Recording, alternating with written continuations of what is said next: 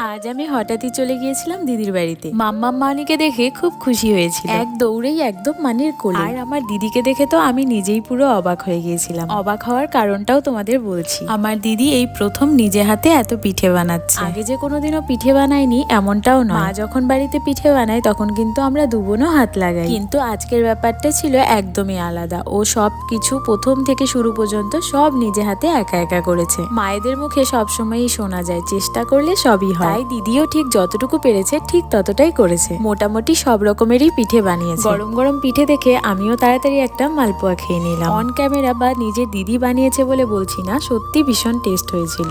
অনেকক্ষণ ধরে গুগল আমার দিকে তাকিয়েছিল আদর খাবে বলে, তবে আমার আবার ওকে একটু ভয়ও লাগে, তাই আর সাহস পাচ্ছিলাম না ধরার।